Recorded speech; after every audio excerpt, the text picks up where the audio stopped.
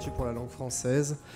Ce n'est pas seulement un chanteur, comme vous le savez, mais aussi un grand poète qui a marqué considérablement la culture francophone et qui s'est toujours associé aux initiatives francophones qu'on a menées. Donc c'est avec beaucoup d'émotion que je suis là aujourd'hui. Beaucoup d'émotion aussi d'être ici, puisque, monsieur le maire, vous le savez, je soutiens cet événement depuis le début. Et donc je suis très honoré d'être avec vous, monsieur le maire Olivier Carré, pour ces Voix d'Orléans, rencontre de la francophonie. Il y a désormais un lien entre nous, car sur cette même scène, enfin c'était une autre salle, je me souviens, juste derrière, l'écrivaine tunisienne Fawzia Zouari lançait cette idée d'un parlement des écrivaines francophones. Et vous aviez relevé cette initiative, monsieur le maire, cette idée en affirmant vouloir l'accueillir ici à Orléans. J'avais dit que je m'associerais à cette idée. Depuis, l'OIF et Leila Slimani, la représentante personnelle du président de la République pour la francophonie, se sont associés à cette initiative à leur tour. Et donc voilà, nous sommes là, nous allons le lancer, vous allez le lancer, ce Parlement, puisqu'il y a une première plénière, on va dire, session, voilà, au mois de septembre. Voilà comment nous pouvons finalement initier des projets, développer cette francophonie monde et donner ainsi une autre image de la francophonie. Depuis 12 ans maintenant, avec l'émission que vous connaissez sans doute, la librairie francophone sur France Inter et les radios francophones publiques, nous rêvons, avec ma fidèle équipe, de donner un nouveau sens à ce concept qui n'est plus un concept politique, mais qui n'est plus un concept tout court d'ailleurs, mais qui est un partage. La francophonie est un partage, ce n'est pas une idée, c'est une évidence. Alors il faut continuer dans ce sens. Je me souviens l'an passé, à ce même pupitre, enfin toujours dans l'autre salle, attirer votre attention sur le fait que les candidats à la présidentielle n'avaient pas parlé de la francophonie dans leur programme. Alors on est un peu rassuré de voir aujourd'hui, même si tout reste encore à faire, que le président de la République est au cours de sa première année finalement de mandat lancé un grand projet pour promouvoir la francophonie dans le monde à l'Académie française, qui plus est sous la coupole. Avec le directeur de TV5 Monde, la directrice de France Média Monde et moi-même, nous étions à ses côtés sous cette coupole. Et il y avait comme un soulagement de voir que la francophonie pouvait être enfin considérée au plus haut sommet de l'État, comme de nombreux pays l'ont fait bien avant nous. Alors évidemment, il y a des critiques, vous l'avez sans doute entendu, des oppositions, des contestations même, l'inquiétude de voir la France prendre en main et réitérer les erreurs du passé en laissant entendre qu'il n'y a que la France et autour la francophonie. Ça, évidemment, ce sont des inquiétudes qui sont à prendre en considération, car la francophonie ne pourra se développer et tout simplement subsister qu'à la seule condition que tous les pays francophones soient mis sur le plan d'égalité absolue. À la seule condition aussi que les écrivains de langue française, créole, les Africains, les Français, les écrivains de tous les autres pays du monde soient dans le même rayon en librairie, celui de la littérature francophone, car il n'y a plus aujourd'hui de différence entre la littérature dite française et la littérature dite francophone. Si vous saviez à quel point certains auteurs créoles sont bien meilleurs dans la langue française et le style que certains écrivains parisiens, si vous saviez à quel point on favorise parfois honteusement, un auteur de petite notoriété parisienne à un auteur flamboyant de la Martinique ou de la Guadeloupe. À côté de combien d'auteurs africains talentueux en attente de publication passons-nous ? Cela doit changer. Les rayons de nos librairies sont encombrés de médiocrité et encore trop vite d'auteurs francophones du monde, des régions de France, de l'outre-mer et des pays, de tous ces pays qui défendent la langue française.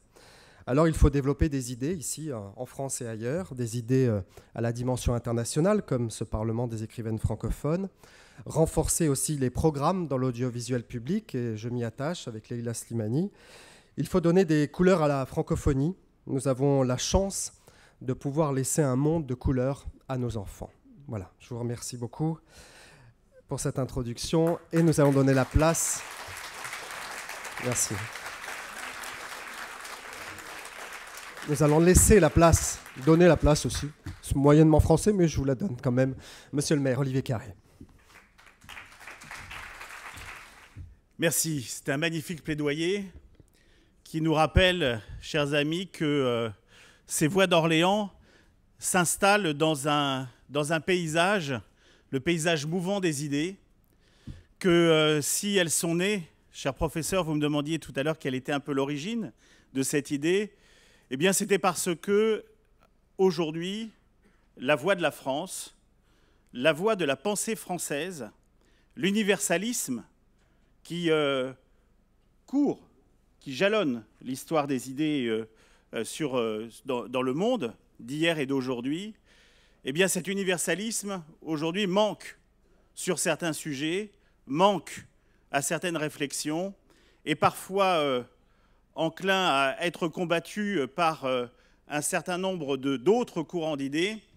Et vous savez, je vous avais formulé cette image il y a à l'origine de la première session des Voix d'Orléans sur le fait que je croyais à la bataille des idées.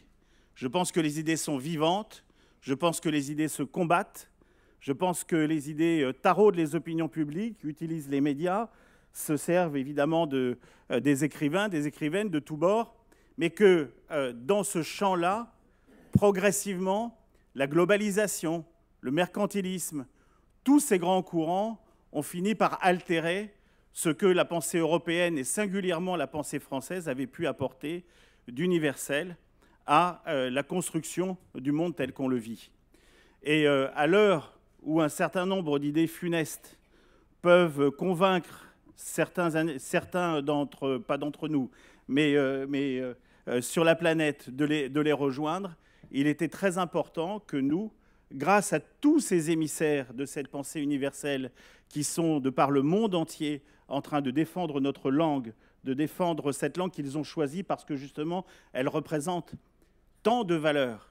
Je vous rappelais que Victor Hugo avait lui-même posé, si j'ose dire, les jalons de la francophonie en indiquant qu'un jour viendrait où la France serait parlée au-delà des frontières françaises parce qu'elle porte justement cette audace qu'est la liberté et qui a tant promu le peuple français et ses élites antérieurement. C'est aussi la raison pour laquelle le progrès, ce thème du progrès, a toute sa place aujourd'hui.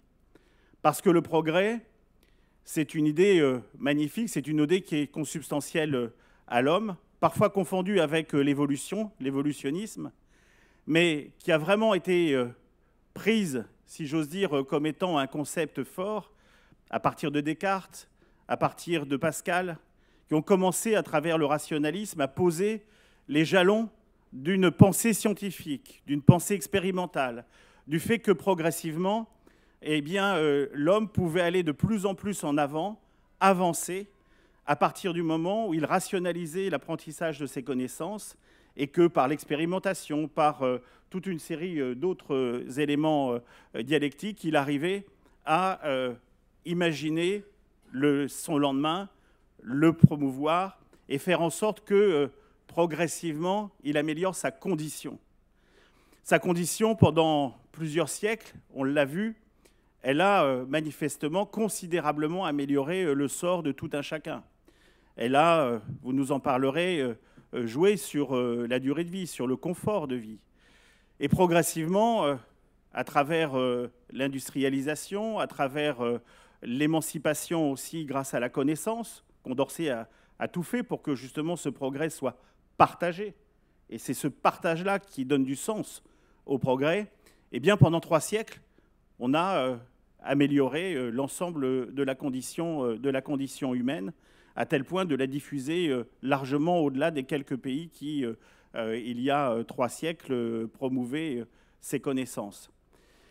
Et aujourd'hui, on peut se poser un certain nombre de questions. Questions qu'aurait pu se poser d'ailleurs antérieurement à certains moments où la science a continué, si j'ose dire, uniquement sur sa seule lancée, sur cette idée qui avait été développée par Descartes, que finalement la science permettrait à l'homme d'être maître et possesseur de la nature. Est-ce qu'aujourd'hui, ce concept de possession de la nature est un concept que l'on vit de la même façon que ceux qui subissaient les inondations, que ceux qui subissaient des aléas climatiques forts, dans un inconfort considérable, avec l'arrivée de maladies qu'ils n'arrivaient pas à maîtriser? Est-ce qu'aujourd'hui, on sait que la science apporte elle seule toute réponse à toutes les questions que se pose l'humanité. Est-ce que la science est la seule réponse qui vaille pour que l'humanité puisse continuer de progresser? Est-ce que la science continue de se partager? Et c'est là qu'arrivent un certain nombre de questions. Les prises de conscience sur l'écologie, sur l'environnement, sur autres, finalement font douter, moins à notre génération qu'à celle qui nous suit, et certainement à celle qui va la suivre, que finalement le but ultime de l'homme est d'être possesseur de la nature.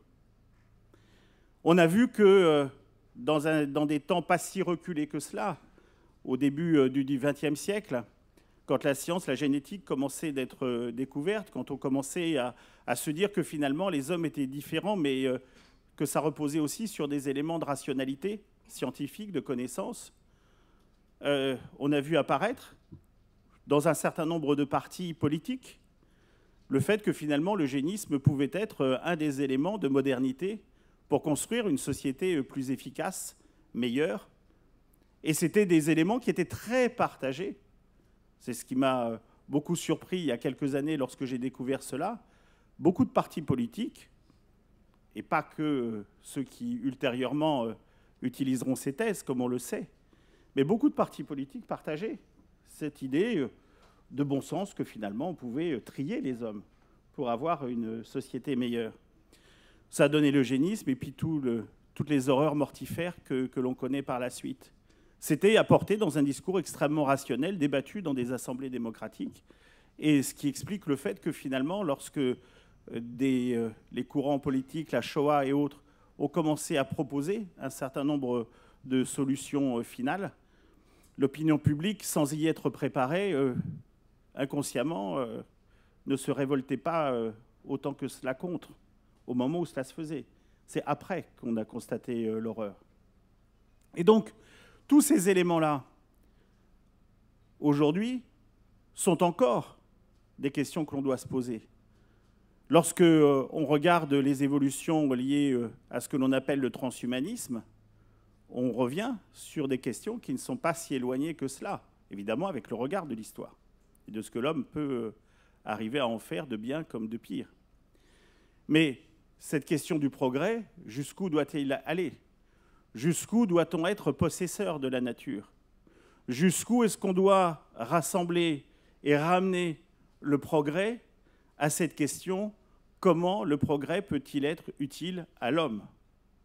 Et c'est là où on en revient aux préceptes de départ et qui correspondent furieusement aux attendus de la pensée française sur cette question du partage nécessaire du progrès, de l'apprentissage et de l'éducation du plus grand nombre de personnes pour qu'ils aient justement le libre arbitre nécessaire pour apprécier de ce qui est bien ou pas bien pour l'évolution des peuples et de leurs propres conditions. Donc ce sujet-là, aujourd'hui, il est pleinement d'actualité. Il nous revient sur l'intelligence artificielle, sur le big data, sur la génétique, sur tout ce qui est exo-humain. Enfin, je pense qu'on va débattre d'un certain nombre de ces sujets au cours de ces 2 jours. Et c'est en cela que, une fois de plus, les Voix d'Orléans vont apporter leur petit grain de sable dans une réflexion qui est mondiale, mais pour rappeler que cette pensée universelle française, ce n'est pas cocardier, c'est culturel, comme vous l'avez remarquablement démontré, eh bien, a sa part dans l'appréciation qui doit être faite de l'évolution de la science aujourd'hui. Je me souviens de débats parlementaires où ces questions éthiques étaient posées, notamment lorsqu'il s'agit de limiter un certain nombre d'essais sur les cultures transgéniques.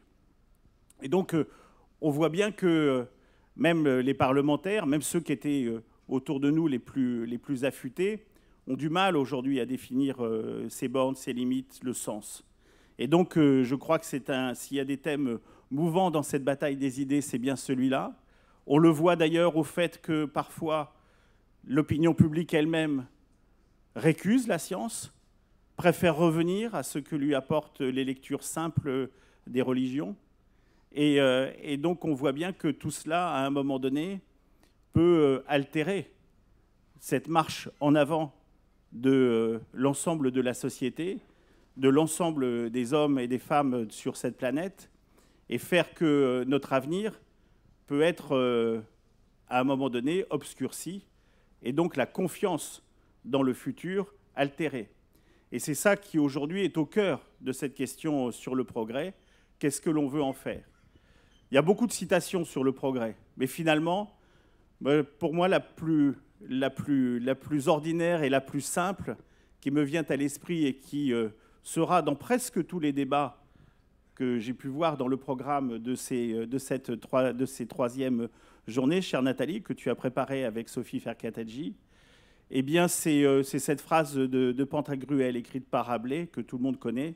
« Science sans conscience n'est que ruine de l'âme ». Et vous l'avez tous récité, comme si on était en train de faire une forme de catéchisme, c'est bien.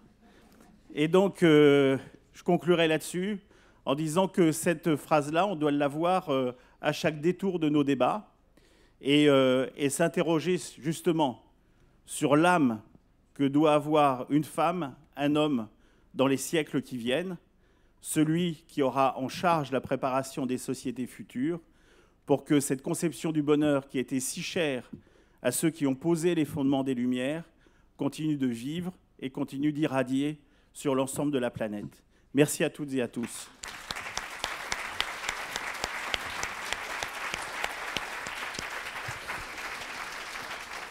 Alors effectivement, pour vous donner un aperçu du travail et de l'écriture d'Axel Kahn, je vais vous lire un extrait de son roman « Être humain pleinement », paragraphe sur le sens de la vie. L'autre est, comme pour l'édification de soi, la seule référence solide pour parvenir à apporter une réponse rationnelle à la question du sens à donner soi-même à une existence qui en est dépourvue. D'abord, parce que l'aspiration naturelle de chacun au bien-être et au bonheur ne peut aboutir dans la solitude stricte. L'amitié, l'amour, l'émotion et la joie partagée, l'attendrissement devant les enfants, la satisfaction ressentie de l'action bonne ne saurait être solitaire. L'ermite, isolé dans sa retraite, a lui-même l'esprit hanté par autrui. Consciemment ou non, chacun d'entre nous, même l'individualiste forcené, cherche chez son prochain ce qui est nécessaire à sa satisfaction propre, altruiste ou égoïste. Le marquis de Sade, lui-même, chantre du plaisir que l'on prend sans obligation de le donner, de la félicité possible du crime, reste totalement dépendant des autres. Même s'il les objective, il serait fort dépité de n'avoir à consommer que des objets véritables. Personne ne croit que, quoi qu'il en ait écrit, et même s'il n'avait pas été en but à la répression de sa famille et des autorités, Donatien Alphonse François de Sade ait jamais connu un bonheur véritable, voire même une vie apaisée. Il lui aurait toujours manqué ce retour affectif des autres, dont il n'est pas aisé de faire son deuil. Même qui prend plaisir à être craint aimerait sans doute parfois être aimé. Qu'importe, la quête du divin marquis telle qu'il la définit et la justifie implique la consommation d'autrui, qui est dès lors une pièce essentielle de son système. Notre dépendance commune vis-à-vis de nos semblables, dans l'échange réciproque au mieux, hélas parfois dans la consommation contrainte, voire la violence, nous amène très naturellement à la question de ce que nous investissons dans ce rapport, de ce que nous avons à proposer ou à imposer. En bref, toute personne façonnée par son contact au sein d'un groupe humain est amenée à penser à ce qu'elle aura à proposer, parfois à imposer, pour poursuivre une telle relation sur laquelle continuera de reposer la satisfaction de ses aspirations et la poursuite de ses desseins. Or, il revient à chacun de faire prospérer les aptitudes qu'il pourra investir dans leur réalisation. Il n'est pas possible de trouver de vertu morale ou de justification rationnelle au gâchis du développement de ces dons et au gâchis des possibilités dont on dispose. Il s'ensuit que quiconque est susceptible de fixer comme but à son existence le développement de ses dons. Une fois reconnue l'existence de systèmes tournant le dos aux principes de réciprocité, qui sont selon moi le fondement de la pensée morale, J'en avais déjà expliqué le caractère inéluctable, conséquence de l'aspiration à la liberté. Il n'empêche que telle n'est pas mon opinion personnelle. Et selon les données très dominantes de l'histoire, de la philosophie et de la littérature, telle n'est pas non plus la voie la plus assurée pour accéder au bien-être et à l'impression de bonheur. Être aimé par certains, être vu comme quelqu'un de bien par la plupart est bien plus efficace pour parvenir à ce résultat. Or, l'amour implique le don réciproque. Être pour autrui quelqu'un de bien revient à lui apporter ce qu'il apprécie, ce qui lui est utile, l'enrichit. Certes, l'amour en lui-même est un incomparable présent. Quand on n'a que l'amour à s'offrir en partage, chante ainsi Jacques Brel. Pourtant, offrir son amour et, comme gage de celui-ci, s'efforcer de partager toutes les richesses, de cœur certes, mais aussi d'esprit que l'on possède, n'est pas insignifiant. Il vaut mieux pour cela disposer soi-même de quoi investir dans cet échange, plutôt que s'y engager le cœur pur, mais l'esprit et les mains vides. En ce sens, les efforts accomplis pour développer ses dons et accroître ses aptitudes reviennent aussi à se préoccuper de tout ce que l'on pourra mettre à la disposition des autres, dont nous attendons tant. Je suis fasciné par le proverbe gitan affirmant que toute richesse qui n'est ni donnée ni partagée est perdue. Et j'applique en particulier cette fière maxime au bien de l'esprit.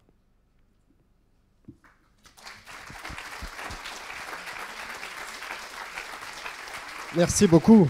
On va laisser la parole à Axel Kahn pour sa conférence et je vous retrouve tout à l'heure avec Patrick Chamoiseau et Max Lob pour une conférence, une table ronde conviviale à laquelle vous pourrez bien sûr participer. Autour du progrès, nous parlerons évidemment de francophonie et de toutes les thématiques qui motivent leur travail et leur œuvre. Axel Kahn, ici au Voix d'Orléans. Merci à vous.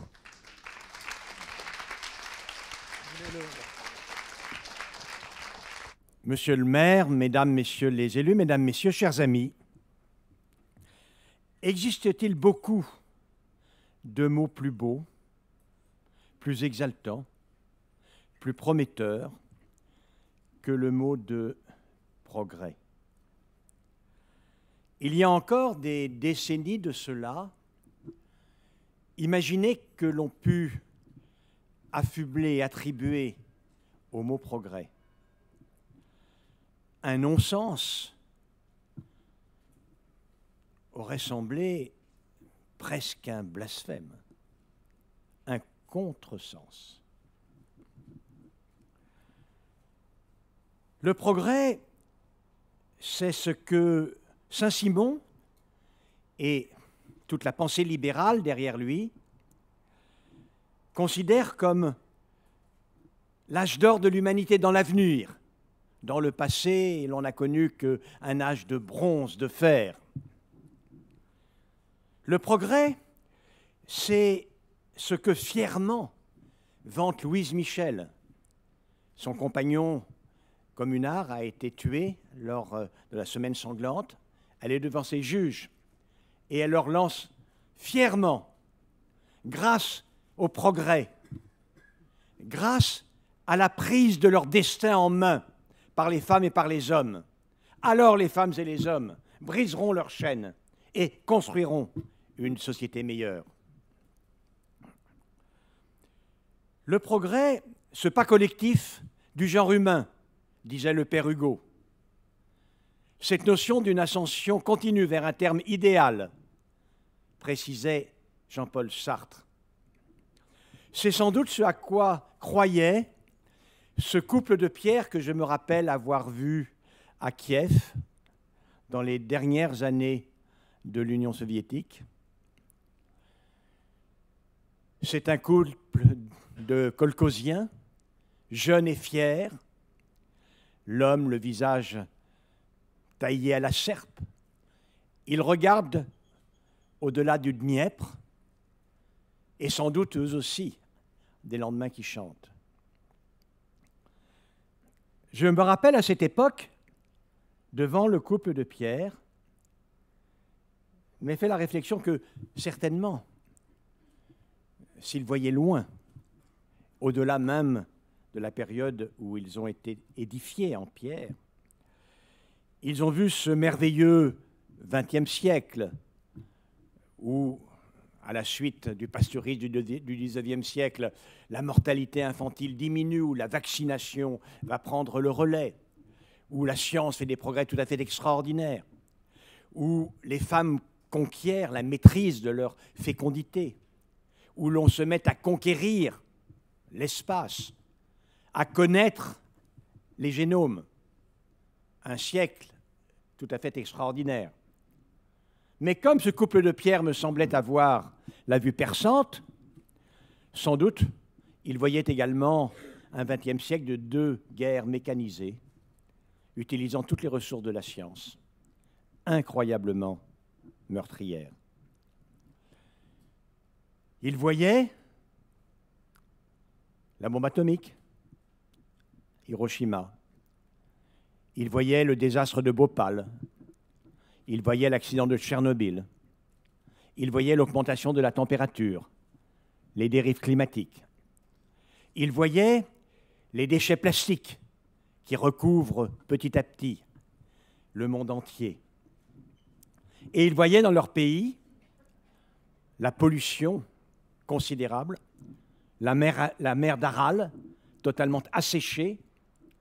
Il voyait, après des décennies de socialisme réel, la mortalité infantile réaugmenter, la longévité diminuer, l'alcoolisme atteindre des sommets. Si bien que je ne pouvais manquer de me demander qu'est-ce qui a en partie cloché dans ce fier espoir qui a donné cette énergie incroyable à bâtir notre civilisation, à des femmes et à des hommes. Et comme on ne peut pas tout abandonner de cet espoir magnifique, de ce mot splendide, alors, à quelles conditions et sur quelle base pourrions-nous refonder de manière crédible la belle idée de progrès? C'est ce dont je vais vous entretenir dans cette conférence introductive qui traite d'un sujet essentiel. La crise de la société est profondément une crise du progrès. Très profondément. Tout d'abord, un tout petit peu de préhistoire et d'histoire du progrès. Comment s'édifie cette idée de progrès telle que je l'ai définie à travers les citations du père Hugo ou de Sartre, ou les déclarations de Louise Michel ou de Saint-Simon. C'est une construction complexe qui s'édifie au fil des millénaires. Tout d'abord, M. le maire en a parlé, il y a la démarche rationnelle pour connaître les lois de la nature. C'est ce qu'on appelle la science. On ne sait pas exactement quand la pensée scientifique commence, mais on sait qu'il y a 5000 ans, les écoliers mésopotamiens ont à résoudre des devoirs de l'ordre de la résolution d'équations du premier degré à 2 inconnus. C'est évidemment une démarche rationnelle et scientifique. Mais on n'a pas de texte indiquant qu'ils aient réfléchi sur la spécificité intellectuelle de cette opération mentale. Ce sont les Grecs qui fondent les principes fondamentaux de la logique. La science et la logique font partie du progrès, mais ne suffisent pas à fonder le progrès. Les Grecs ne sont pas progressistes, ils considèrent que la civilisation grecque est indépassable. Ceux qui ne parlent pas grec sont les barbares, d'ailleurs. Puis ensuite, ça ne veut pas dire qu'on ne fait pas de progrès, mais ils ne le pensent pas en tant que tel. Ensuite, le Moyen-Âge scolastique est persuadé que tout a été dit de manière définitive par les grands anciens, les pères de l'Église, ou bien Aristote, ou bien Galien, ou bien les autres. Et il n'y a plus rien à trouver de nouveau. Il n'y a qu'à apprendre ce qui a été si bien mis en lumière. Et donc, c'est sans le vouloir que l'on progresse. Les 2 renaissances, la Renaissance tout d'abord arabo-andalouse, permet des progrès considérables. Mais Ce progrès n'est absolument pas conçu, comme il est défini aujourd'hui, comme un moyen d'accroître le pouvoir humain. Accroître le pouvoir humain, défier Dieu. Quelle hérésie! Approcher des lois de la nature, c'est approcher de la magnificence de Dieu, profondément. Pour la Renaissance européenne, le but est de retrouver la sagesse antique, comme chacun sait. Pour les Grecs, la science est également une manière de vanter, de chanter la beauté de l'esprit humain. Si bien que le progrès tel que l'on a défini, il naît véritablement au XVIIe siècle. C'est au XVIIe siècle que naît le progrès. Et on peut le définir à travers 3 citations, dont une a déjà été évoquée par M. le maire. Au tout début du XVIIe siècle, 1605 environ, le chancelier et philosophe anglais Francis Bacon dit « Le savoir est pouvoir ». Pour nous, c'est banal, évident. Mais jamais auparavant, jamais, il n'avait été assigné au savoir le but d'augmenter le pouvoir, jamais. Donc, quelques 10 ans après, René Descartes ajoute « Le savoir et pouvoir pour l'homme de se rendre comme maître et possesseur de la nature ».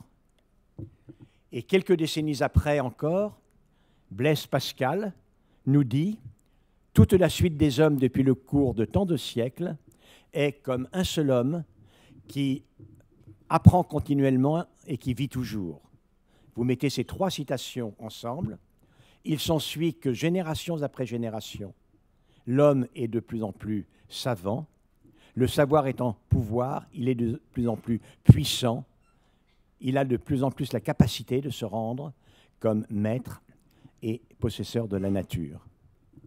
Le progrès est né, mais pas le progressisme.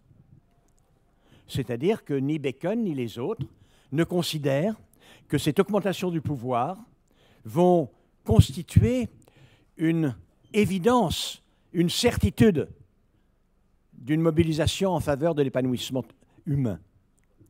C'est le XVIIIe siècle, le siècle des Lumières, qui introduit cet optimisme. Sur une base d'ailleurs que les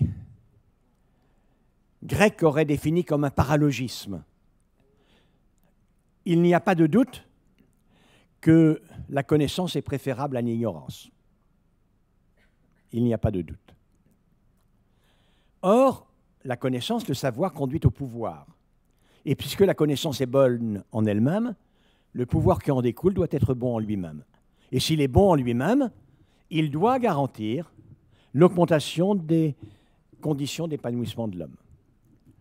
Et ce n'est pas si mal vu, après tout, parce que pendant longtemps, pour l'essentiel, le progrès des connaissances, le progrès scientifique et technique, aboutit à l'amélioration des conditions de vie de l'homme. Après les désastres de population démographique du Moyen-Âge, de la guerre de 100 ans, de la guerre de 30 ans, etc., la population européenne et française commence à réaugmenter. Les rendements agricoles augmentent aussi. Et puis, quand on arrive au XIXe siècle, il y a cette révolution fantastique de la connaissance des origines des maladies infectieuses, l'asepsie, la vaccination. Il n'y a pas de doute que... Alors, il y a tout de même des exceptions. Pour les Indiens taïnos et tous les Amérindiens, le progrès de la navigation qui amène Christophe Colomb sur les côtes américaines n'est pas vraiment un progrès humain. Bien évidemment, il faut savoir se le rappeler. Mais enfin, à des exceptions notables et importantes, l'Européen moyen peut considérer qu'en effet, le progrès scientifique et technique est bon pour l'homme. On aboutit par conséquent à ce XXe siècle dont on a parlé, qui est merveilleux, car ce XXe siècle est à la fois la confirmation éclatante de ce que le savoir est pouvoir, et que ce pouvoir devient considérable, et que l'homme peut en bénéficier de manière incroyable. J'en ai donné quelques exemples. Mais le XXe siècle est le témoin aussi de ce que les choses sont plus compliquées que cela. Sont plus compliquées que cela. Et puis, et là on va rentrer plus dans l'actualité sociale, politique du monde. Le progressisme qui est très, très largement dominant, à gauche comme à droite, dans la pensée libérale aussi bien que dans la pensée socialiste, on va dire. Seuls les conservateurs n'étaient pas, ou les réactionnaires n'étaient pas progressistes, mais les libéraux sont progressistes, les socialistes sont progressistes par essence. Pour les uns comme pour les autres, certes il y avait des guerres, certes il y avait des hauts et des bas, mais il y avait le progrès technique, mais il y avait le progrès des luttes sociales, et tout ça amenait, quand on regarde le niveau de vie au XXe siècle, au XIXe siècle, quand on regarde le niveau de vie en 1936 par rapport à 1912, quand on regarde le niveau de vie après la guerre à ce qu'il est en 1935, il y a un progrès, il n'y a aucun doute. Et puis, tout s'est développé de telle sorte qu'à un moment donné, le discours s'est comme parfois inversé. Et l'on a vu apparaître des démonstrations extrêmement documentées, indiquant que, compte tenu de l'état actuel des sciences, des techniques, de l'organisation du monde, eh bien, pour maintenir cette progression des sciences, des techniques, des affaires, il fallait accepter d'en rabattre un peu sur ce que l'on avait y compris conquis et que l'on considérait conquis comme de haute lutte. Pour des femmes et des hommes, ça a été un traumatisme considérable. Un traumatisme considérable. Car il est totalement antinomique avec un idéal un peu naïf du progrès. Si bien que, jusqu'à la guerre, je l'ai dit, peu nombreux étaient les femmes et les hommes qui doutaient de ce que, tout de même tendanciellement, le progrès des connaissances, des techniques, des sociétés, de l'économie, était garantie d'une amélioration des conditions d'épanouissement de l'homme. Aujourd'hui, peu nombreux sont les gens qui sont véritablement opposés aux connaissances, à l'évolution des techniques, mais ils sont beaucoup plus nombreux à mettre en doute l'idée que cela soit suffisant pour garantir l'amélioration du sort des femmes et des hommes. Il y a même une indication, elle aussi bouleversante, de ce que je dis, car c'est la première fois depuis des siècles que cela existe. Première fois. Quand on demande aux adultes et aux seniors, pensez-vous que vos enfants et petits-enfants vivront mieux ou moins bien que vous? Ils sont une petite majorité à craindre que nos enfants et petits-enfants vivent plus difficilement que nous. Ce qui est totalement bouleversant. C'est moins vrai quand on s'adresse aux jeunes. Ils sont plus optimistes. Mais quand on s'adresse aux adultes et aux seniors, il y a cet élément-là qui, effectivement, est un bouleversement de l'optimisme du progrès. J'ai fait un constat. Maintenant, je vais faire un diagnostic. Puisque le progrès a rempli ses objectifs, mais qu'il a manqué à en consolider un, qui est d'être un élément de l'amélioration du bonheur humain, où la réflexion ou la pensée a-t-elle cloché? Qu'est-ce qui s'est réellement passé? L'optimisme progressiste est donc fondé sur la notion qu'il y a un parallélisme, au moins tendanciel, certain entre le progrès scientifique et technique et le progrès pour l'homme. Que c'est presque mécanique, que l'un doit entraîner l'autre. Certes, mais si l'un entraîne l'autre, selon quel mécanisme? Quels sont les rouages? Qu'est-ce qui l'explique? Comment nos ancêtres, les plus optimistes des progressistes, Condorcet, vous en avez parlé, les révolutionnaires de 89, le père Hugo, comment l'expliquaient-ils? Eh bien, pour les révolutionnaires de 89, l'idée était que tel était le dessein de l'être suprême. L'être suprême dotait les femmes et les hommes d'une capacité croissante à connaître et à faire, et qu'il voulait qu'ils l'utilisent à leur bénéfice. Ce sentiment peut persister, mais que voulez-vous que je vous dise? Je n'en tire aucune conclusion. La foi optimiste en l'être suprême n'est plus universelle. Donc, tâchons de nous passer de cette première explication. L'explication de Condorcet, qui lui était d'un athéisme assumé, est plus intéressante. Elle est l'homme, toute la suite des hommes, depuis le cours de tant de siècles, chaque génération, construit, c'est le processus civilisationnel, un corpus des connaissances, des techniques, des savoir-faire, des savoirs et des savoir-faire, mais aussi un corpus de sagesse. Et chaque nouvelle génération, chaque enfant qui va croître au contact de ce corpus va acquérir à la fois cette aptitude à aller plus loin grâce aux sciences et aux techniques et aussi une sagesse accrue. Très bien, Monsieur Condorcet. Testons votre optimisme. Peut-être n'est-il pas bien fondé. En effet, considérons deux domaines au hasard. Deux domaines du progrès scientifique et technique, dans le domaine de la génétique, des biotechnologies et dans le domaine de la physique nucléaire. Je suis capable de faire un article sur les biotechnologies, la génétique moléculaire, la génétique, c'est mon métier. Je suis moins capable de faire un article sur la physique nucléaire, mais enfin, j'en ai lu. Dans cet article, toute référence plus vieille que 50 ans n'a plus qu'une valeur historique. Elle n'a aucun intérêt technique. Les choses ont été tellement loin qu'il y a cette extraordinaire amplification du progrès. Maintenant, ne parlons pas des connaissances dans le domaine de la physique nucléaire ou des biotechnologies, mais parlons de sujets qui ne sont pas totalement insignifiants quand même.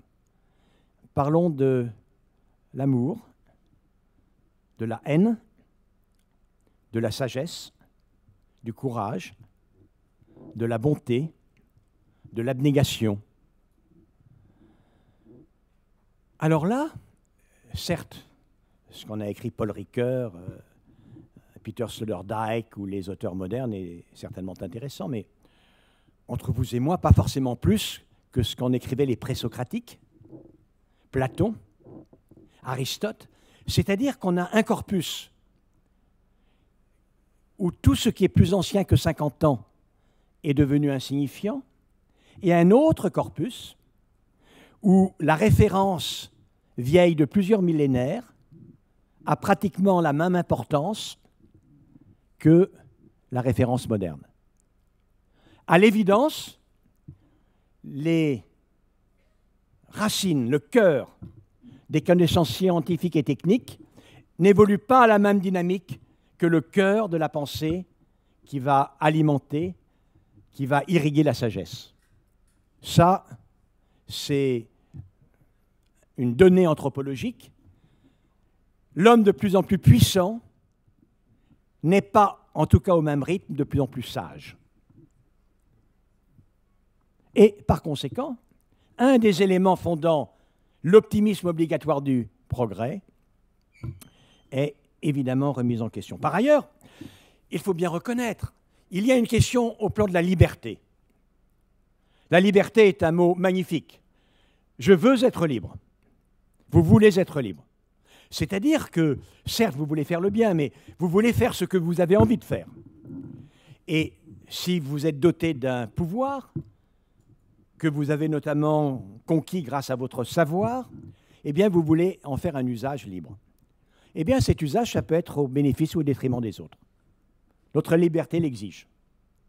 Si jamais vous n'aviez pas la capacité d'utiliser vos pouvoirs au détriment des autres, simplement, vous ne seriez pas libre. Et je dirais même plus d'un point de vue moral. Agir au bénéfice des autres ne serait plus le bien, ça serait votre nature. Et le bien et le mal n'existeraient plus. Et donc, les fondements intellectuels de l'optimisme à tout craint du progrès sont incertains. Alors maintenant, passons à la dernière partie de ma proposition, qui est de ne pas, l'on dit souvent cela, je vais l'utiliser, jeter le bébé avec l'enfant, le bébé avec l'eau du bain, et je ne veux pas jeter la belle idée de progrès avec la contestation de la naïveté de l'optimisme progressiste. Je suis un scientifique. J'ai essayé de faire la meilleure science. J'adore l'avancée des connaissances. J'ai maints exemples de ce que cette avancée des connaissances, dans le domaine de la médecine, c'est évident, peut être un merveilleux bienfait pour l'humanité. Alors, qu'est-ce qui a manqué pour que ce soit l'élément général? Eh bien, ce qui a manqué, c'est celui de la finalité. En d'autres termes, il y a deux propositions. L'une est une proposition juste et l'autre est une proposition fausse. La proposition fausse est l'homme de plus en plus savant est de plus en plus puissant. Ça, c'est vrai. L'homme de plus en plus puissant agira toujours au bénéfice de l'humanité. Ça, c'est faux. En revanche, la proposition juste, l'homme de plus en plus puissant peut, s'il le veut, agir avec une puissance accrue au bénéfice de l'humanité. S'il le veut. C'est-à-dire que le progrès, la puissance liée au progrès, est une arme magnifique, considérable, extraordinaire, au service de la volonté. En d'autres termes, pour que le progrès s'écrive avec un grand P, on a l'habitude d'écrire les progrès avec un petit p pour parler des progrès partiels, segmentaires, le progrès des connaissances, le progrès de la technique, le progrès de l'économie, etc. Et le progrès avec un grand P, c'est le progrès qui aboutit au progrès pour l'humanité. Pour que le progrès s'écrive avec un grand P, il faut que ceux qui progressent en accumulant des progrès avec des petits p s'engagent à le mobiliser au profit de l'homme, au profit des femmes et des hommes, en une action déterminée, volontaire, engagée. C'est aussi un projet politique, bien entendu. Il faut un engagement politique pour que le progrès scientifique et technique soit un progrès pour l'humanité. C'est une arme au service d'un projet. Cette arme, jamais, n'est capable de remplacer le projet. Autrement, on arrive à une espèce de construction absurde, totalement circulaire. On vante le progrès, c'est merveilleux. Et c'est vrai qu'arriver à faire reculer les frontières de l'inconnu, c'est merveilleux. Et puis, être de plus en plus puissant, avoir de nouvelles techniques, c'est merveilleux. Ces techniques vont être notamment mobilisées dans la compétition économique et cela permettra des innovations de rupture. C'est merveilleux. Ces innovations de rupture permettront d'accumuler des moyens économiques considérables. C'est merveilleux. Et à quoi utilisera-t-on ces moyens économiques? Eh bien, ça permettra d'investir pour approfondir les connaissances, améliorer les techniques, faire des innovations de rupture et accumuler à nouveau. Bien entendu, il y a quelque chose de totalement absurde dans la présentation d'une vision de progrès de cet ordre, car il y manque la finalité ultime. très bien. Ça, c'est magnifique. Votre boule de neige, on a bien compris. Elle doit augmenter. Mais et moi dans tout ça? Eh bien, et moi, je peux en être le bénéficiaire si tel est le but de tous ceux qui, à un moment ou à un autre, bénéficient de ce pouvoir. L'un des progrès de la pensée, car il y en a quand même, un des progrès de la pensée extrêmement important qui débute au XIXe siècle et qui devient extrêmement fort dans les années 60, est l'évidence, la prise de conscience que nous, si nous considérons que nous avons été heureux ou bien si nous avons manqué de certaines choses, c'est que nous avons bénéficié ou bien nous avons pâti de certains éléments de l'environnement. Et quand on regarde des œuvres qui ont été écrites par Cicéron, récit de Gilgamesh ou plus récents, on voit bien que, ma foi, ce qui réjouissait nos ancêtres nous réjouit encore assez largement. La nature en fait partie, l'environnement en fait partie. Eh bien, dans des générations futures, dans les générations à venir, les petits-enfants de nos petits-enfants, pour s'épanouir, devront recourir aux mêmes éléments. Si bien qu'aujourd'hui, l'humanisme, le souci de l'épanouissement humain, en aucun cas n'est plus fondé à se limiter aux générations vivantes. Si bien qu'en réalité, l'injonction de Hans Jonas fait en sorte de léguer aux générations futures une humanité compatible avec l'épanouissement d'une vie authentiquement humaine, est une vraie déclaration progressiste. Il n'y a pas de progressisme sans souci des générations futures. Le progrès est humaniste ou n'est pas. L'humanité future est totalement intégrée dans l'humanité. Voilà en quelque sorte le défi qui nous est lancé. Nous avons maintenant tous les éléments. Pas tous, mais ils progressent. Nous ne comprenons pas tout, mais beaucoup. Nous ne pouvons pas tout, mais nous pouvons beaucoup.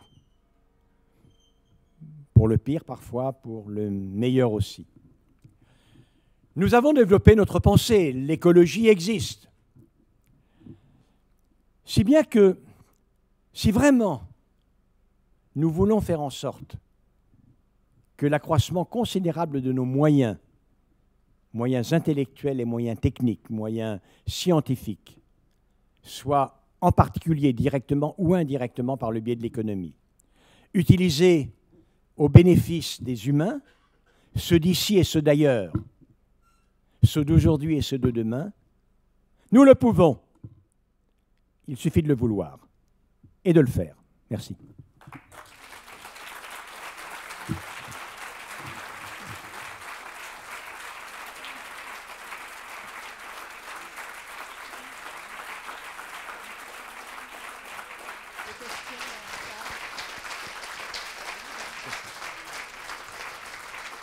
Merci beaucoup, Axel Kahn. Avez-vous des questions pour Axel Kahn, me demande l'organisation des Voix d'Orléans.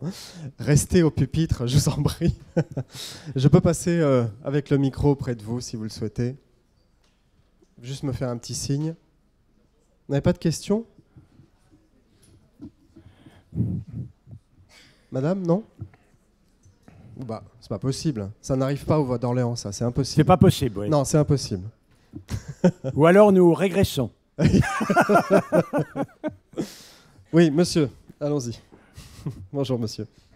Bonjour, merci. Bertrand Schwann, président de Guillaume Budet. Voilà, je pense que les scientifiques qui travaillent dans leur laboratoire ont certainement le goût de faire avancer le progrès, mais individuellement, enfin, chaque laboratoire travaille pour développer une recherche dont le progrès n'est pas encore connu et lisible. Donc il y a besoin peut-être d'une organisation supra-recherche, si j'ose dire, pour aller que tout ce qui est la recherche aille dans un sens réel de progrès.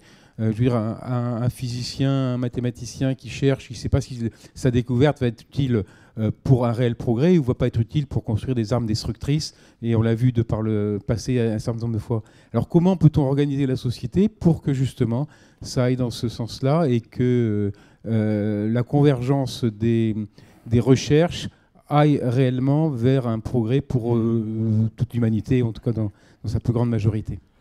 On peut l'organiser à 3 niveaux. Le niveau individuel, le niveau de l'organisation, de la collectivité, de la communauté scientifique et le niveau politique. Le niveau individuel. Le chercheur, le scientifique, est déjà une femme ou un homme dont le devoir est de faire la meilleure science possible. C'est-à-dire que, individuellement, ce qu'il doit faire, ce qu'on lui demande, c'est de justifier la position qu'il a, les moyens qu'on lui octroie.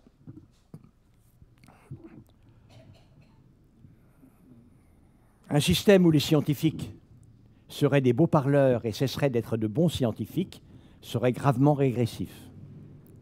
On demande aux scientifiques déjà d'être d'excellents scientifiques. Mais par ailleurs, lorsque leur connaissance débouche sur des possibilités qui demandent d'être discutées par la société, car cela comporte des choix, voire des risques, alors ils sont un peu comme la vigie dans la dunette du navire, qui le premier perçoit les récifs et avertit. Ils ont un rôle de lanceur d'alerte. Et ce rôle de lanceur d'alerte doit être préservé. Troisièmement, ils sont des citoyennes et des citoyens comme les autres. Comme les autres. Et donc, sans plus de titres que les autres, sans moins de titres que les autres, ils doivent s'engager au gré de leurs préférences et selon leurs sentiments dans le débat public, notamment en fonction de l'avenir tel qu'il s'avère modifié parce qu'ils ont mis en pleine lumière. L'institution scientifique, elle, a un devoir plus important. Elle doit faciliter le travail des chercheurs, mais elle doit également établir tous les liens entre le monde de la recherche, les décideurs politiques et la société.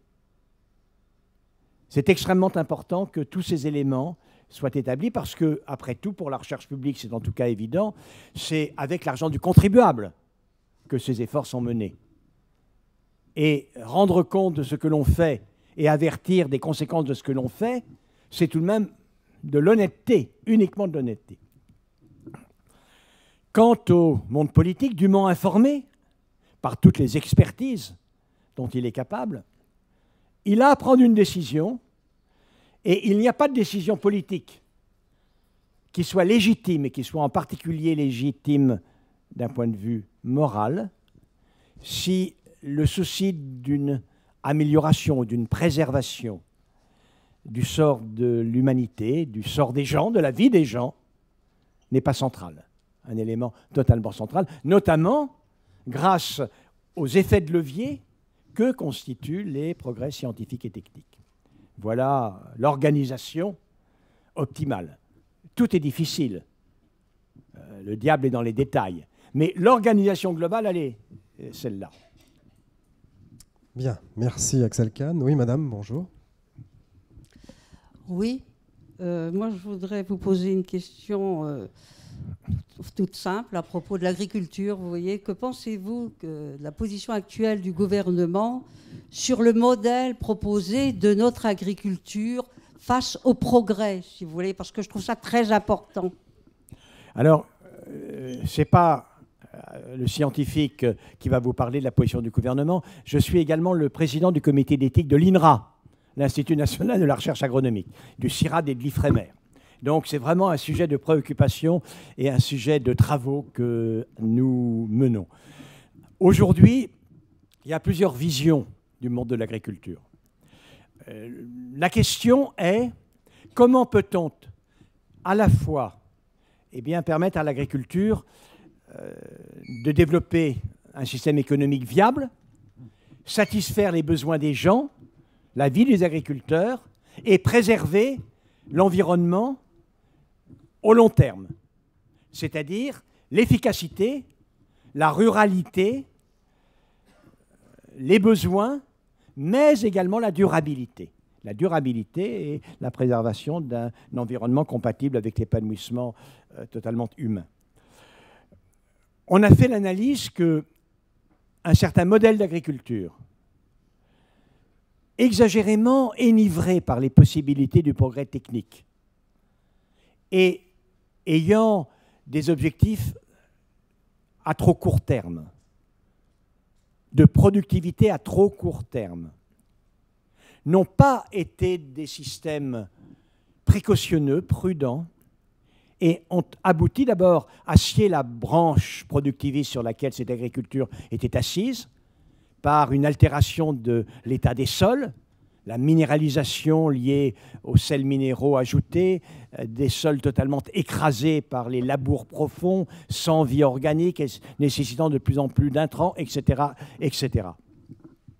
Si bien qu'aujourd'hui, au niveau des autorités gouvernementales, il existe la volonté de changer la donne et de faire en sorte que le maître mot soit l'agroécologie, où les deux objectifs sont d'une part les objectifs agricoles classiques et d'autre part des objectifs écologiques, de telle sorte que l'un serve l'autre, que le souci écologique participe au succès des objectifs agronomiques et que ces objectifs agronomiques ne sapent pas du tout les objectifs écologiques.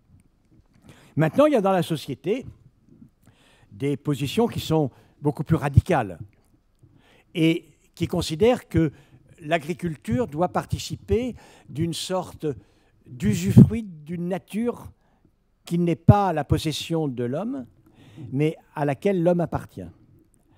Et cette vision se méfie, a priori, de nouvelles techniques qu'elle considère comme des brutalités faites à la nature, des brutalités qui les choquent, voire qui les inquiètent. Ça, c'est le débat public. Une autre question, monsieur. Oui, Luc Ziegler, je m'adresse à... Il est là, voilà. À l'ancien président de l'université, René Descartes, que j'ai bien connu à l'époque. Je voulais savoir ce que vous pensiez des soubresauts périodiques de l'université, puisqu'on en a encore un épisode en ce moment. Et comment voyez-vous cette succession de choses qui finalement agitent d'une manière très désagréable finalement l'université? D'abord, c'est ancien, hein. C'est extrêmement ancien. Depuis la création de l'université au XIIIe siècle, Philippe Auguste, 1200, l'université est un monde agité, extrêmement agité. Donc, de fait, elle a été plus calme et elle est à nouveau un peu agitée. Elle l'est surtout dans certaines disciplines. D'ailleurs, il y a un rapport avec ce que je vous dis. C'est-à-dire que ce sont les disciplines qui se consacrent le plus aux réflexions d'ordre humaines et sociales, sociologie, psychologie, lettres, qui sont les plus réceptifs. C'est lié aussi au fait que ce sont les étudiants qui sont le plus nombreux à être d'origine des classes les plus en difficulté dans la société. Donc je ne vais pas épiloguer sur le fait que l'université est un milieu agité. Tout de même, un point, comme j'étais président d'université, il y a, je le dis franchement, il y a un discours que je ne peux pas du tout accepter. Une université totalement qui ne fait aucun effort pour dire aux gens qui veulent entrer à l'université, écoutez, c'est fait pour vous, ça n'est pas fait pour vous. Qui prend comme ça tout le monde. C'est la pire des solutions pour les étudiants. C'est la pire des solutions pour les étudiants. Dans mon université, les étudiants qui étaient les titulaires du bac professionnel et qui, hélas, et c'est un problème, n'avaient pas trouvé assez de débouchés professionnels et qui donc en masse s'inscrivaient à l'université, que voulez-vous qu'ils fissent? Ils prenaient la discipline qui était censée la plus facile, la moins difficile, qui était les STAPS, l'éducation physique. Et ils étaient 30% à s'inscrire en STAPS. Tous les ans, 30% des inscrits en première année de licence étaient en STAPS. En 20 ans, il n'y a pas eu un seul licencié avec un bac pro. Pas un seul. C'est-à-dire qu'on les a laissés s'engager dans un cul-de-sac où ils n'ont rien appris, où ils n'ont eu aucun diplôme, où ils sont sortis après une longue période. Ça, c'est une non-assistance à étudiants en danger. Et par conséquent, le vrai souci des étudiants est de ne jamais les laisser tomber. Mais ne pas laisser tomber un étudiant, c'est ne pas le laisser s'engager dans une voie totalement sans issue et qui lui sera un passif et en aucun cas un bénéfice. Donc ça, c'est absolument évident.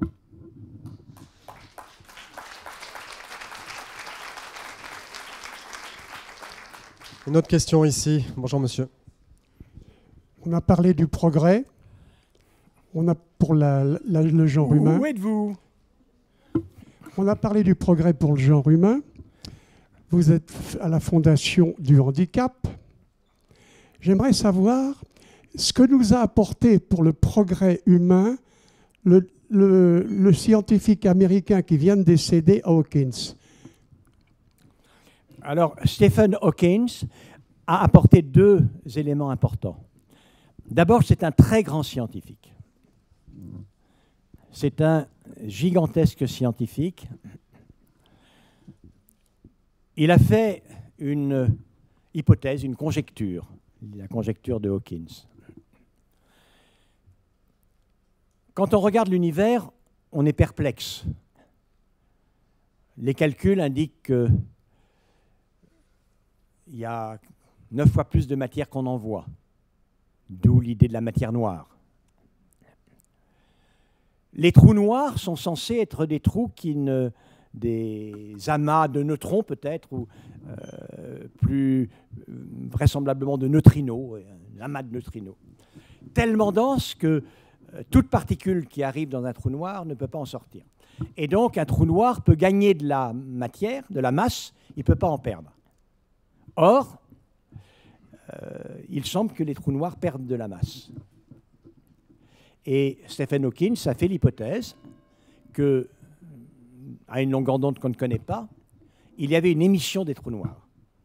Les trous noirs, en réalité, émettaient de l'énergie et de la matière. C'est pareil, comme vous savez. Si cela avait été démontré, Stephen Hawking aurait eu le prix Nobel. Donc, c'est un très grand scientifique. Par ailleurs, il avait une maladie de Charcot, qui est une maladie épouvantable. Il avait un corps dévasté, ravagé. Mais l'esprit n'était pas touché. Et il a montré la flamboyance, la toute-puissance de l'esprit, qui peut, à un moment donné, dans une large mesure, compenser un corps qui se délite. Cet exemple, pour toutes les personnes handicapées, est évidemment extraordinaire, et cela est une autre contribution à l'humanité.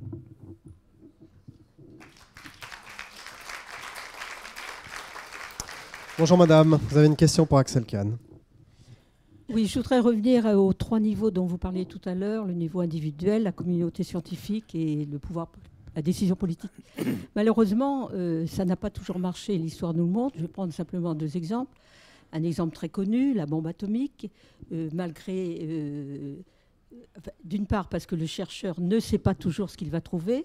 Je voudrais citer la phrase de Cocteau, je crois, « Je ne cherche pas, je trouve ». Donc il ne sait pas toujours ce qu'il va chercher. Et il trouve parfois des choses dont il essaie de rattraper les effets potentiels. Je crois qu'Oppenheimer avait essayé, par rapport à la bombe atomique, je vais peut-être faire des erreurs, je n'y connais rien au point de vue scientifique, mais enfin... Deuxièmement, la communauté scientifique pour la bombe atomique n'a rien pu faire. Et troisièmement, le pouvoir politique, voire la décision qui a été prise de lâcher la bombe sur Hiroshima, montre bien qu'au contraire, ça a été une arme. Je vais prendre un deuxième exemple. Le progrès scientifique au service des moyens massifs de destruction des massacres. Ça va en effet de la Shoah, vous avez cité tout à l'heure, au massacre en Syrie, aux moyens modernes de bombardement. Ça aussi, c'est le progrès scientifique. Donc, l'histoire nous montre que ça ne marche pas. Donc, que faire?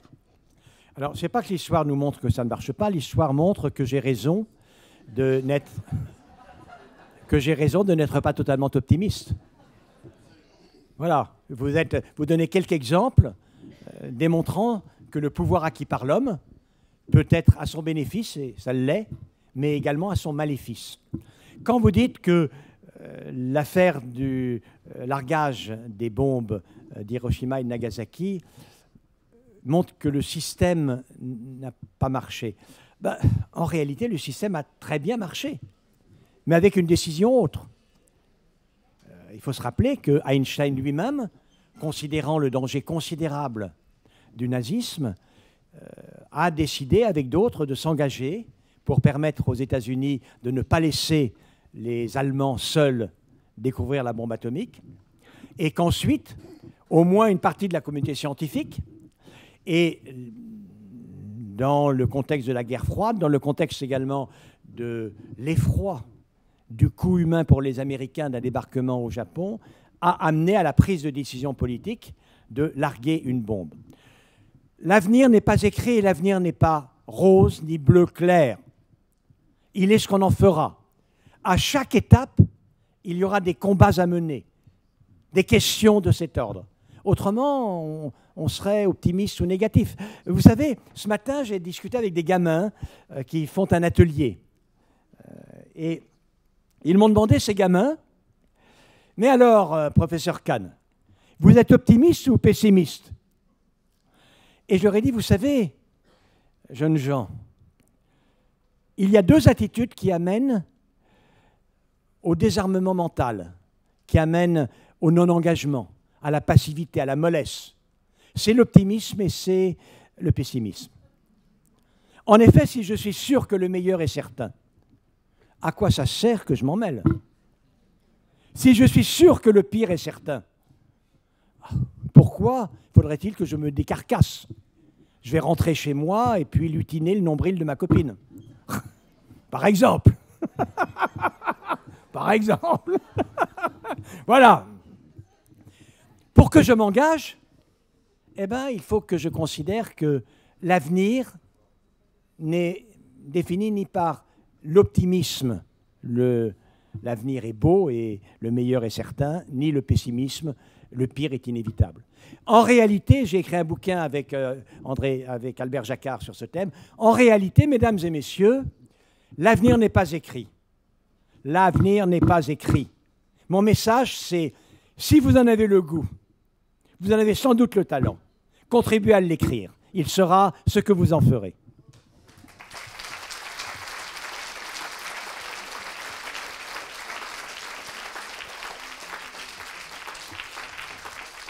Une question ici. Butiner le nombril. J'essaie de me faire l'image. Bonjour madame. Je suis très décent, vous avez vu. Hein. Bonjour. J'aurais voulu savoir pourquoi, d'une façon générale, ceux qui effectuent un travail qui réclame le plus d'humanité, qui sont donc le plus utiles aux hommes, je pense aux soignants, je pense aux enseignants, je pense au personnel de protection des populations, aux comédiens, aux gens qui sont engagés politiquement ou dans des associations, sont-ils moins payés et moins considérés que des gens qui ont fait le choix d'autres professions comme les banquiers, les traders, les développeurs de GAFA, les hommes d'affaires. Vous voulez que je vous réponde? Les vedettes de showbiz, les vedettes du sport.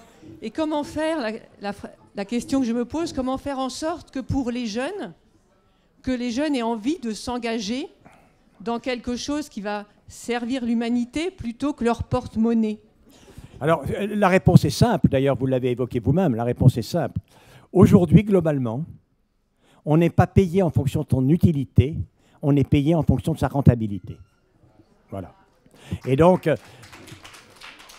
un investisseur et un trader, qui n'est pas vraiment un bienfaiteur de l'humanité, mais qui est capable de faire gagner des millions de dollars à sa banque, Et effectivement, il est payé beaucoup parce que la banque considère que c'est son intérêt de payer ce trader. Alors maintenant, il y a au moins un avantage, c'est que les traders sont devenus des systèmes robots d'intelligence artificielle. Il est resté extrêmement peu de traders humains. Mais enfin, c'était jusqu'à il y a peu comme cela. Mais vous avez naturellement raison. On ne va pas totalement changer cela, hélas. Mais en revanche, l'élément fondamental, c'est comment rendre attractif des professions qui sont des professions utiles pour toute la société. J'ai rien contre les traders, honnêtement, mais ils ne sont pas utiles à la société, globalement, ou alors il faudra regarder dans les coins, quoi. Bon, mais vous avez une infirmière, c'est utile à la société. Il y a un gendarme, c'est utile à la société. Et puis, il y en a d'autres. Un professeur de qualité, c'est utile à la société. Comment faire en sorte qu'il y ait toute une série de systèmes rendant ces professions attractives? Ça, c'est un débat politique, chère madame. Une dernière question, madame, je crois, par ici, non? Vous m'avez fait un signe? J'étais sur butiner le nombril, peut-être, je ne sais pas.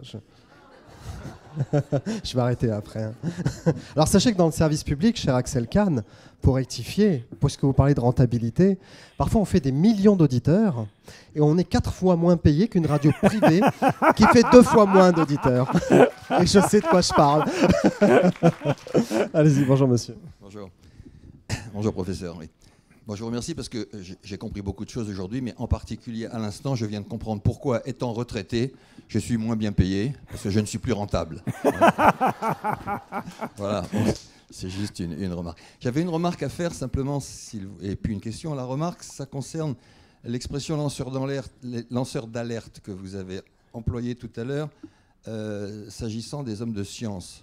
Je voudrais dire que les hommes de l'art, les artistes, sont aussi des lanceurs d'alerte. Les peintres, les poètes, les chanteurs comme Higelin dont on a parlé tout à l'heure, voilà, ce sont des lanceurs d'alerte et il ne faut pas les oublier. Voilà. Et puis, alors, après c'est une question, il y a plein de questions à poser à la suite de votre exposé. Elle concerne le regard que vous portez, vous, sur la façon dont on saisit aujourd'hui le problème des déchets nucléaires, de ce que l'on fait des déchets nucléaires. J'y ai pensé au moment où vous disiez que le progrès, c'était finalement, et l'humanisme, c'était finalement de travailler pour les générations futures. Qu'est-ce qu'on laisse derrière et pour des générations et des générations et des générations? Quelle serait votre solution? Bon, il y a un problème, le constat est là, ils existent. Quelle serait votre solution, la meilleure ou la moins mauvaise? Alors, je vais commencer par les lanceurs d'alerte non scientifiques et techniques. C'est évident. Mais j'ai défini le progrès dont je parlais comme étant le progrès scientifique et technique. Pour quelle raison? C'est que, je vous l'ai dit, le progrès de la sagesse, il n'a pas du tout la même dynamique. Le progrès des arts est une notion très compliquée. Très compliquée. D'ailleurs, c'est illustré dans la petite exposition qui est là. Quand vous regardez la frise des chevaux de la grotte Chauvet, avec cette impression d'une course échevelée, quand vous voyez toujours à la grotte Chauvet les cornes des rhinocéros qui s'entrechoquent, vous avez l'impression que presque une étincelle naît. C'est tout simplement d'une beauté incroyable. Est-ce que l'on peut dire que c'est moins beau, plus beau que la jeune fille à la perle de Vermeer? Non, c'est beau aussi. Et donc la notion de progrès en art est extraordinairement compliquée. Il semble que très tôt, lorsque, donc il y a environ 40 000 ans, lorsque l'homme a acquis cette capacité, Homo sapiens était doté des mécanismes intellectuels, lui permettant totalement de gouverner sa main pour créer ces merveilles, alors même que pour lui, il ne s'agissait pas d'œuvres d'art, naturellement.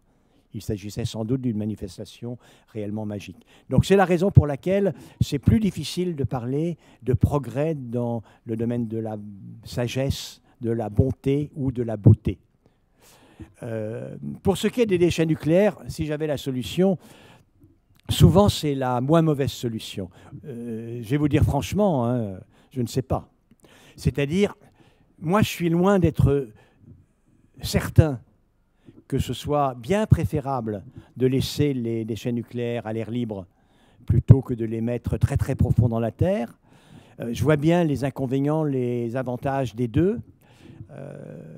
S'ils sont à l'air libre, eh ben, ils sont plus proches des humains, du vivant. Et donc, s'il y a quoi que ce soit de néfaste, les conséquences peuvent être plus immédiatement préjudiciables. D'un autre côté, s'ils sont très très profonds dans la Terre et qu'il y a des mouvements de la croûte terrestre importants dans des milliers d'années, alors peut-être qu'il y aura des dangers pour les populations futures. Et réellement, je ne sais pas. Souvent, quand on fait un choix, on ne fait pas le meilleur choix, on fait le moins mauvais. Merci beaucoup. Axel Kahn, que vous pouvez applaudir. Merci beaucoup, professeur Kahn.